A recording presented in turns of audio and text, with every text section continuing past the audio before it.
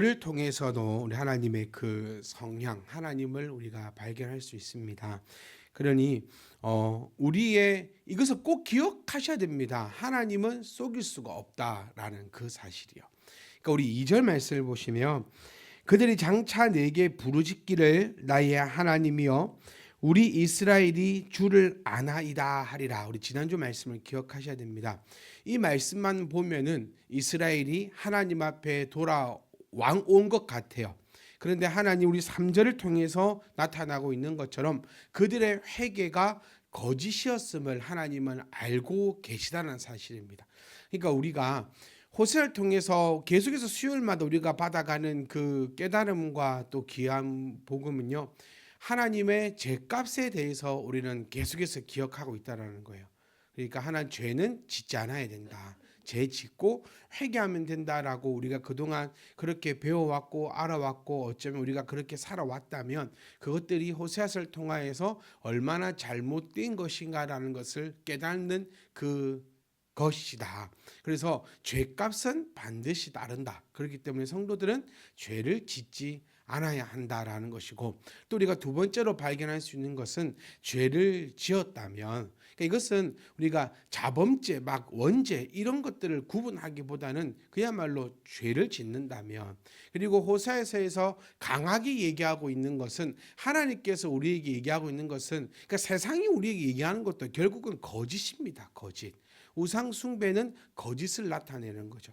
그래서 우상 숭배에 대해서 우리 여러 가지 압니다. 이제 꼭 우상의 그 모양을 만들어 놓는 것도 우상이지만 하나님보다 더 사랑하고 있는 것이 우상이다. 또 한 발짝 더 나아가면 이것 때문에 내가 하나님을 온전히 섬기지 못하는 것이 있다고 한다면 그것 또한 우상이라는 거예요. 그래서 제가 1년 동안 여러분과 계속해서 외쳤던 것이 제발 돈 때문에 하나님을 섬기는 일이 어려워지지 않기를, 건강 때문에 또 뭐 물질 때문에 명예 때문에 자녀 때문에 우리 인생에 살아갈 때 이 네 가지는요 우리 그냥 인생의 숙제다라고 또 누가 그렇게 얘기하더라고요. 돈, 명예, 자식, 뭐 건강, 이것은 인생에 살아갈 때 뭐 막 그런 것도 하던데, 어쨌든 우리가 이런 것들 때문에 이런 잡다한 것, 세상 것 때문에 하나님 앞에 가는 것에 이렇게 가림막이 되는 것을 모두 다 거짓이라 얘기하고 있다. 호세를 통해서 우리가 더욱더 강하게 발견할 수 있는 것은 믿는 자와 믿지 않는 자의 그 차이점이라는 거예요. 이미 호세아서는 믿지 않는 자에게 이해하고 있지 않다. 하나님께서 더 진노하시고 하나님께서 더 엄벌하시는 것은 믿는다라는 그 모양새는 가지고 있으나 그 믿음이, 그의 신앙이 하나님 앞에 온전치 못한 것을 나타내고 있다라는 사실이죠. 그래서 2절 말씀을 통해서 우리가 알 수 있는 것은 말씀을 듣고도 일단은 깨닫지 못하면 정말 답이 없다라는 사실, 이거 계속 제가 말씀드리고 있는 거예요. 그리고 깨달았다 할지라도 뭐 하지 않으면, 참된 회개를 하지 않으면인 거예요. 참된 회개입니다. 언젠가 우리가 함께도 말씀을 나누었어요. 제가 삼성의 그 회장의 그 적었던 사과문을 가지고 예를 들어서도 여러분과 함께 얘기를 나눈 적이 있었습니다. 우리가 세상 사람들이 말하는 그 사과문도에도 마찬가지겠지만 진정한 회개는 첫 번째 자기의 죄를 인정하는 거죠. 그게 진정한 회개입니다. 시작이 인정이었다면 마지막 문을 닫는 건 뭘까요? 열매죠, 열매. 제가 만약에 기도하지 않는 죄를 범했다라고 가정을 들어봅시다. 그러면 먼저 해야 될 게 뭐죠? 하나님, 제가 기도하지 못했습니다라고 하나님 앞에 인정하는 겁니다. 여기서 뭐가 들어가면 안 된다 했습니까? 사과에 절대 들어가면 안 되는 거. 변명과 핑계입니다. 이거는 학교에서도 아마 배울 겁니다. 국어 시간에 이렇게 사과의 이런 형식들. 하나님, 제가 기도하지 못했습니다. 왜냐면요, 이런 변명과 핑계. 하나님 앞에 나갈 때도 회개의 문을 여는 것은 인정인 거죠. 그 인정이 된다면 문을 닫는 것은 이제 행함이라는 겁니다. 하나님, 제가 기도하지 못했습니다. 그리고 그 다음은요, 이제 기도를 하겠습니다라고 말을 하는 것이 아니라 내가 기도함을 하나님 앞에 보여야 한다는 거예요. 이게 진정한 회개라는 겁니다. 근데 2절 말씀은요, 정말 회개를 번듯하게 하고 있는 모양새를 나타내고 있습니다. 그러니 우리 기도를 한번 바라보자고요. 내가 하나님 앞에 회개함에 기도함을 통하여서도 정말 신앙생활 10년, 20년, 30년 하다 보니 정말 이 회개의 기도 생활이 내 몸에 배겨 있을 수도 있어요. 그러니까 그리스도인인가 그리스도인이 아닌가 대화해 보면 알 수 있는 것이요. 우리 그리스도인들은 그 대화 중에 감사라는 단어가 참 많이 나옵니다. 그냥 일반 대화를 모르는 사람하고 대화해 봐도 교회 다니시는 분들은 입에서 참 아유 감사합니다. 제가 이렇게 되는 게 아유 참 감사하지요. 이런 표현이 많이 나옵니다. 그러니까 그 감사라는 표현도 참 어떻게 보면 조금 우리가 더 생각해 본다면 내가 진정 어리게 감사를 표현하고 있는가 아니면 그저 말뿐인 것은 아닌가. 신앙생활하면서 가장 중요한 것이 내가 말뿐인 신앙생활이 아닌가라는 것에 늘 우리가 좀 초점을 맞추고 좀 민감하게 반응할 수 있어야 합니다. 그래서 2절 말씀을 통해서 거짓된 회개는 하나님께서 3절을 통하여 받지 않으신다. 네 마음을 온전히 알고 있다라는 거. 그러니까 회개할 때 가장 중요한 것은 변명하지 않는 것. 하나님, 내가 하지 못했습니다. 이유야 어쨌든 간에 하지 않았잖아요. 기도하라라고 말씀하셨을 때 우리가 기도하지 않았습니다. 이유가 없어요. 이유가 없습니다. 내가 또 군대 얘기를 하게 되면 제가 민망하긴 한데 군대의 명령에는 이유가 없대요. 왜요? 이것 때문에 못해서 적군이 쳐들어와도 막 그렇게 할 것이야 막 이렇게 한대요. 땅을 오늘 팔아 있으면 오순수가 써더라도 땅을 파는 게 군인이라 하더라고요. 이유 불분하고 삽이 없어서 못 팠습니다. 아니 막 손톱으로 파도 이렇게 해야 된다. 이게 명령이래요. 하나님께서 우리에게 하신 것은 명령입니다. 네가 삼가 내 말을 듣고 지켜 그러니까 제가 지난주도 말씀드렸지만 뭐를 하면은 뭘 해주겠다라는 그런 의미가 아니라는 거예요. 너는 성도로서 삼가 듣고 행해야 한다라고 명령하신 거죠. 그러니 그 명령에는 이유가 없습니다. 내가 왜 못했는지, 내가 왜 안 했는지 이유가 없어요. 하나님 앞에 나아갈 때 저와 여러분들은 하나님 앞에 나아갈 때에 정말 진정 어리게 나가기를 소망합니다. 그러니까 3절 말씀을 통해서 하나님은 알고 계십니다. 2절에 너희가 아무리 그렇게 번지르하게 나에게 그렇게 회개를 하였다 할지라도 이스라엘이 이미 선을 버렸다. 그 라인을 버린 게 아니고 선한 것을 버렸다라고 말씀하고 계세요. 그러면 과연 이 선한 것이 무엇일까라고 우리가 살펴볼 때 크게 두 가지로 나누어집니다. 첫 번째는요, 하나님을 나타낸다 그렇게 얘기하고 있고요. 두 번째는 이스라엘 백성으로서 지켜야 할 규례와 법과 도덕이다라고 얘기하고 이 크게 두 가지로 나누어 볼 수 있습니다. 그런데 우리가 특별히 그거에 대해서 막 신경 쓰고 연구할 필요는 없는데 그 두 가지를 우리가 하나로 묶어 보면 결론은 이거죠. 이 선한 것은 결국은 하나님의 것이다. 그러니 하나님 외에 이 땅에 선한 것이 없다라고 그렇게 표현하고 있듯이 선이 하나님이 되든 이스라엘인으로서 마땅히 지켜야 할 그 율법이 되든지 간에 어쨌든 이 선한 것은 하나님과 연관이 되어 있다라는 거예요. 여러분 우리가 기도하는 것은 선한 것입니다. 우리가 예배하는 것은 선한 것이죠. 그러니까 예배의 성공이 인생의 성공이다라고 말씀드렸던 것처럼 예배에 성공하면 인생에 실패할 리가 없습니다. 이 예배에는 다 뭐가 들어갑니까? 모든 요소가 요소. 그러니까 예배 시작부터 끝까지 하나라도 실패하게 되면 안 된다는 거예요. 기도가 빠지거나 헌금이 빠지거나 고백이 빠지거나 찬양이 빠지거나 이런 것들이 빠지게 되면 예배라고 표현할 수 없다라는 거예요. 그 중에 단 하나라도 하나님 앞에 부끄러움이 있다면 그것은 속이는 예배가 되는 거죠. 그런데 우리 그리스도인들이 정말 조심하고 우리가 정말 민감하게 생각해야 될 것은 하나님 앞에 내가 속임이 있는가 없는가 이 정말로 깊이 바라보며 생각하며 나아가야 합니다. 내가 함에 있어서 속임이 있는가? 내가 기도함에 있어서 속임이 있는가? 그러니 이 선을 행한다라는 것은 하나님의 일을 행한다라는 거거든요. 그러니까 내 안에 내가 선을 가지고 있느냐 선을 가지고 있지 않느냐를 내가 바라봐야 합니다. 그래서 지난주 말씀하게 나누었지만 내가 왜 잘 되고 있는지를 성경에서 찾아야 된다. 그리고 내가 안 되고 있는 이유도 성경에서 찾아야 된다. 왜? 그것이 영원한 방법이기 때문에. 그리고 원수가 그를 따른다라고 표현되고 있어요. 그래서 원수가 뭐냐라고 또 우리가 얘기할 수 있죠. 여러분, 원수는요, 하나님 앞에 나아가는 데에 나에게 걸림돌이 되는 것이 원수라는 거예요. 그러니까 내 자녀가 원수가 될 수도 있습니다. 이 원수를 제가 딱 여러분께 한마디로 정의해 드릴 수가 없는 게, 우리 사람마다 다 다르거든요. 그러니까 원수라는 단어의 정의를 할 수 있는 것은, 원수의 역할은 하나님과 나 사이를 떨어뜨려 놓는 것이 원수의 역할이에요. 이거는 진짜 이제 유치원생도 압니다. 원수의 역할은 하나님과 나 사이를 떨어뜨려 놓는 것.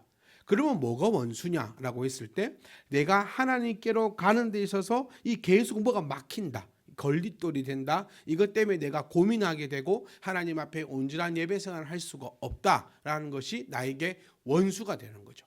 그래서 그 원수가 어떻게 한다, 나를 따른다라는 것은 이게 긍정적인 얘기가 아닙니다. 나를 계속해서 공격한다라는 거죠. 그래서 내 원수가 나를 공격하는 거죠. 그래서 내가 하나님 앞에 나아갈 수 없도록 계속해서 그렇게 만든다는 거예요. 그러니까 여러분, 사랑하는 성도 여러분, 우리가 시작이 중요합니다. 시작을 했다는 것은 이겨내는 거죠. 이겨냈다는 표현이에요. 이겨냈다는 거예요. 지금까지 한 번도 기도하지 않았다고 가정해 봅시다. 그러면 중요한 게 뭐죠? 기도를 시작하는 거예요. 시작하면 계속 할 수 있습니다. 근데 시작하지 않으면, 시작조차도 하지 않으면 아무런 가망이 없다라는 것을 우리는 이 말씀을 통해서도 알 수 있다라는 거예요. 그러니 참 아이러니해요. 내가 이것 때문에 요것 때문에 하나님 앞에 나아갈 수 없는데, 이에는 계속해서 덩치가 커지는 거죠.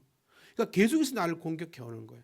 이것만 딱 해결이 되면 내가 하나님 앞에 딱 나아갈 수 있겠는데, 참 아이러니하게도 이 원수는 계속해서 나를 힘들게 하고 공격해야 하고, 뭐 해결 방법이 없다라는 거예요. 왜 그럴까? 그게 너의 원수가 되었으니까. 그래서 간단하게 표현하면 이렇습니다. 이스라엘 너희가 나에게 그렇게 번들하게 얘기하고 뭐 이렇게 하고 저렇게 하더라도 이미 너희들은 선을 버렸다라는 거예요. 이미 마태에 갔다라는 거죠. 이거를 조금 더 우리가 알고 있는 단어로 얘기해 보면 양심의 화의를 맞았다라는 거예요.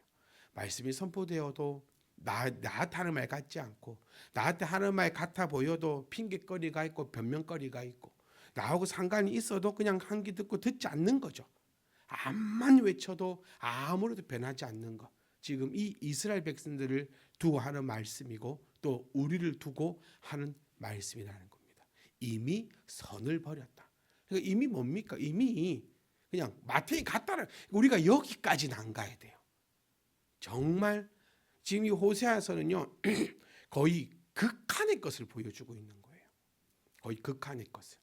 조금 더 확대 해석해 본다면, 이제 어떤 신학자들은 지금 이스라엘 상황을 놓고도 지금 이 말씀을 인용할 수 있다라고까지 이야기할 정도로 이들은 아예 끝판을 갔다라는 거죠. 가장 큰 저주가 뭘까요? 이스라엘 사람들의 가장 큰 저주가. 우리들이 계속해서 전쟁 막 이런 것들을 떠올리는데, 가장 큰 저주는 그게 아니라 그들이 예수님을 믿지 못한다는 거죠. 이게 참 큰 저주입니다. 왜 그럴까? 이미 선을 버렸기 때문에 너희는 마태에 갔다라고 하나님께서 선언하시는 거예요. 그리고 나니까는 더 이상 어떤 기회도 없습니까?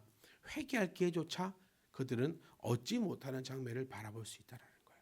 사랑하는 성도 여러분, 오늘 말씀은 좀 많이 무겁습니다. 하지만 우리가 꼭 기억해야 될 것은 이까지는 가면 안 된다는 거예요. 가장 하나님께서 우리에게 주시는 보편적 은혜와 가장 큰 은혜와 가장 큰 은혜의 방편이 선교자를 통하여, 하나님 말씀을 통하여 여러분 귀에 들리게 하고, 그 들린 것을 통하여 깨달음이 있고, 깨달음을 통하여 귀한 열매가 맺혀지는 것이 하나님께서 우리에게 주신 가장 큰 은혜의 방편이다라고 우리 지식적으로 여러분 다 알고 계실 거예요. 정말 여러분들이 입을 열어서 누군가에게 이 말씀을 전할 기회만 있다면, 여러분 정말 테이프 틀어놓은 것처럼요, 여러분도 깜짝 놀랄 만큼요 수술수술 나올 겁니다. 왜냐하면 너무 많이 우리가 알고 있거든요. 그럼 이 시점에서 이제 우리가 한번 정리해보고 우리가 한번 나를 돌아봐야 될 것은 내가 알고 있는가, 알고 있는 것에 그치는가, 아니면 그를 통하여서 아름다운 열매를 맺고 있는가라는 것을 우리가 늘 염두해 봐야 됩니다. 믿음의 결국은 열매라고 말씀드렸었어요. 내가 아무리 깨달음이 있고 이해가 있고 감동이 있고 내가 수백 번 수만 번 다짐을 한다 할지라도, 여러분 다짐이 얼마나 많이 합니까? 우리가 곧 새해가 옵니다.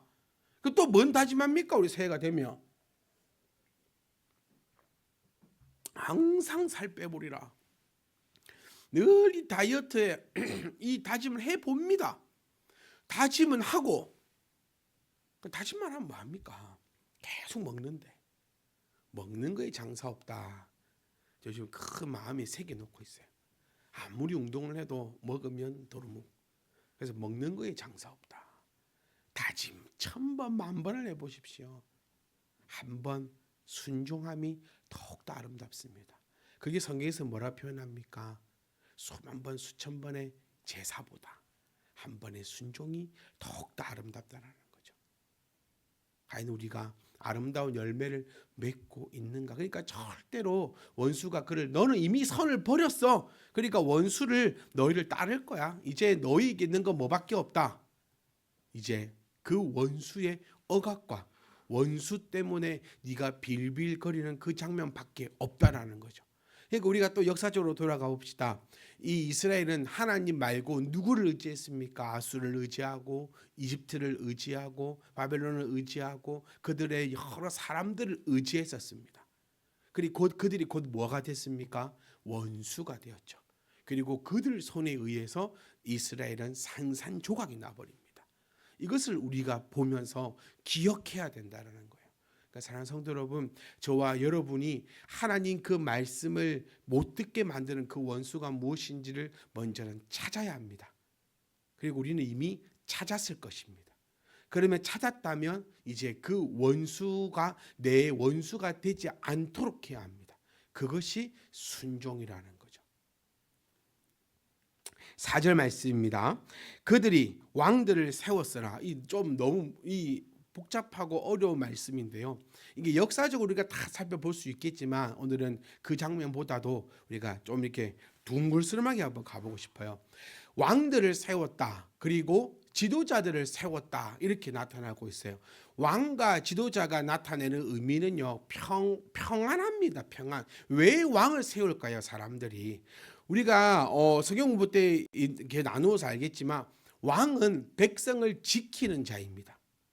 네, 왕은 백성을 지키는 거예요. 그러니까 왕이 가장 큰 권력을 갖고 있는 것이 바로 군대 통솔권이라고 했잖아요. 그 군대로 이렇게 백성들을 지켜야 하거든요. 그러니까 왕들을 세웠어요. 그러니까 여러분 우리 기억합시다. 내가 무슨 가치관을 두고 나를 지켜주는 것은 과연 뭐라고 생각하는지. 요건 거예요. 요거. 저도 여러분 많이 무겁습니다. 이 연말에 이래도 잘 되고 짜파게티도 잘 되고 디비시도 잘 되고 막 이래도 잘 되고 저래도 잘 되고 막 그런 얘기만 하면 좋겠는데, 우리가 하지만 하나님께서 우리에게 호세아를 허락하셨고 또 호세아를 통하여서 또 하나님의 그 귀한 은혜가 우리에게 임할 줄 믿습니다. 그래서 연말에 참 호세아서는 좀 무겁기도 해요.